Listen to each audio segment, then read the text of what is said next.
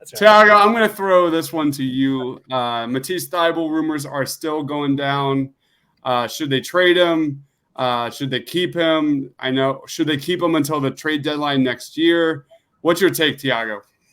Should they start him as small forward and lean him on 25 to 30 minute per game player? Because that's my take. I think that this course of Matisse Thybulle has gotten completely out of whack. The guy is infuriating for personal reasons, for basketball reasons. He does a lot of stuff on the court that drive you nuts. But the fact of the matter is the Sixers are a substantially better defensive team when Thybulle's on the court. They're a plus 18 per 100 possessions with Thybulle next to Harden and Embiid. Those are elite level output numbers. And it simply doesn't jive with the fact that people like to say he's unplayable, because all numbers suggest he is playable. He shot above league average from the corner this year. Granted, low volume attempts, but it's still some place where you can put him on the court. He's also a high-level cutter. You can use him in screen dive situations, baseline cutting situations, shown willing to do that. So there's definitely a path for Thybulle to be here, to be a starter, to be an all-NBA defender. And I just don't think that you put this guy out for a story like the majority of Sixers Twitter likes to use him. So, yeah, I'm going the other way on Thybulle. I think you lean in on his elite level defense. I found that I become smarter when I stay away from Twitter as much as I can. 100%. 100%. What about you, Mark? What's your take on Thybulle? Yeah, I'm definitely closer to Tiago than general Sixers, Twitter consensus on trade Matisse for a bag of potato chips. Like, I think the dumping Matisse makes no sense. I feel kind of the same way I feel about Tobias. Like, there's trade options out there that make sense, but like, I'm not also like desperately looking to trade Matisse for a Pekka Mentos, like this guy said. Like, I'm open to I'm open to certain options that make sense, or open to guys that don't kill you on the loss you'd be taking on losing Matisse defensively, and also add a little bit more shooting from three. But with DeAnthony Melton, with PJ Tucker, I also don't feel as desperate to trade Matisse now. Like, why not keep all of them, and then halfway through the year, as long as Matisse doesn't absolutely torpedo his value, maybe you can revisit the trade talks, and maybe he's even has a little bit higher value. You're definitely not trading him at the peak of his value right now. If you're trading him, that doesn't mean I'm not open to it. Like, pretty much every offer I've heard from Matisse, I've been like, yeah, I'd be fine if they did it, fine if they didn't. Like, that's kind of where I'm at. I view Matisse kind of the same way I do with PJ. Like, he's the 6th or 7th most important guy on the team. Yeah. What about you, Austin? The good thing about trading guys for peak value is that we saw it today with DeJounte Murray. He was traded for 4 first-round picks to a team that's going to be really good. that was helpful. I mean, I'm pretty much out on Thybulle. If Ben Simmons gets crucified for not developing a shot in 5 years, then Thybulle, who has absolutely zero offensive game or really redeeming qualities outside of his defense, we should certainly be out on him too. I am out on Thybulle.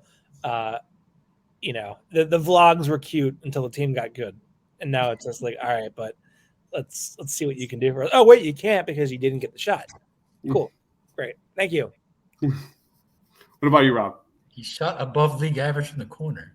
Am I missing something? He's not talking about that shot. Tiago. We just ignored those numbers. Tiago, he passed the ball to Jimmy Butler in the playoffs because he was afraid to shoot. He literally said, I'm going to pass it to the other guy on the other team. Yeah, those are the things that are infuriating about his game. But, like, the guy is not a zero from the three-point line. I just don't – yes, he needs to get better at it, but, like, he's not a zero. Listen, I'm more of the move on from Matisse. Like, I think Mark and Tiago both bring up excellent points. Like, I'm in the middle. I'm Switzerland. Yeah. I don't think I'm as far as Austin, but I'm probably closer to Austin than I am to Tiago.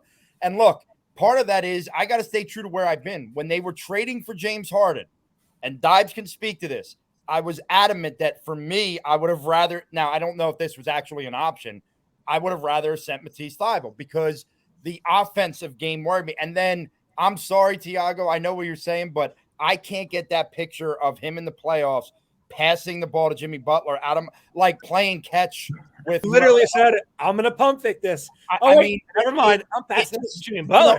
It's one of those things, right? Where like I have been rooting for this guy, and then when that moment happened, and I was there at the game, I sunk. Like my whole thing was just like, oh my God. And honestly, look, and I don't understand why would you we talked about the personal reason shit. You got one shot, then you decided you're not going to get the second shot. I don't understand that. That will never make any sense to me. That to me, I understand that you have personal, but when you're an NBA player, you got to think about these things. I don't know. Like, listen, if they kept him, am I going to be pissed off? No. Like, I think, hey, all right, if he's here, let's see what he's got. But if you have an opportunity to get somebody who is a little bit better on that offensive side, I'd be okay with it. I would certainly be okay with it. I think this is like the best comment of the night from Smacky. I think that Thiago isn't wrong. Matisse has a positive impact on the court. That's it. Can you trade him for someone else who is positive? Sure. Just don't get rid of him for nothing. Right. That's exactly how I feel about it. Agreed. I'm open to trading him. I'm also open to keeping him. It just depends on the value.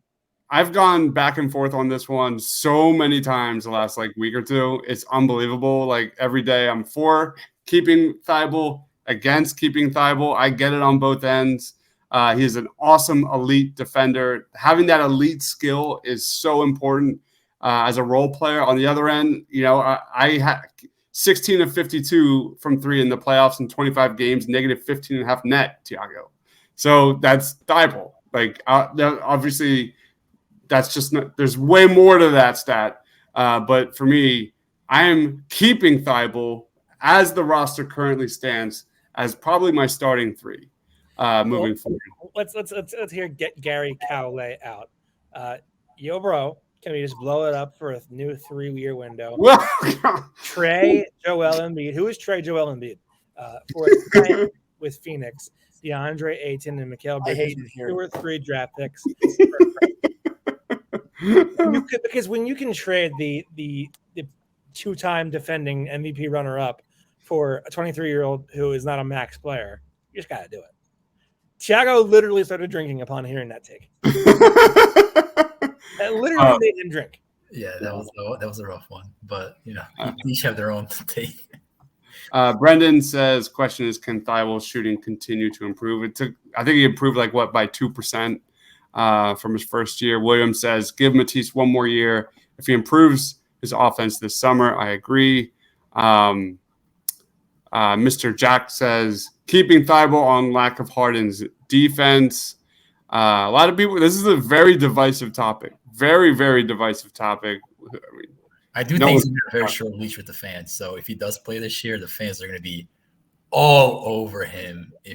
Why? Like he's not Robert Covington. He didn't get that big extension. Like I don't understand why. No, listen, I think honestly, when you take into consideration what happened with the vaccine, and then you take into consideration when he was out there being really in the playoffs, what seemed to be afraid to shoot the ball, that's why. I think people are just going to remember those two.